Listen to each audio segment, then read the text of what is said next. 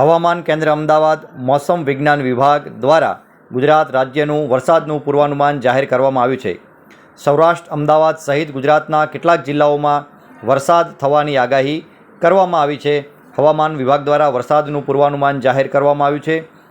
આ ઉપરાંત સૌરાષ્ટ્ર અમદાવાદ સહિત ગુજરાતના કેટલાક જિલ્લાઓમાં મેઘગર્જનાની પણ ચેતવણી હવામાન વિભાગ દ્વારા આપવામાં આવી છે।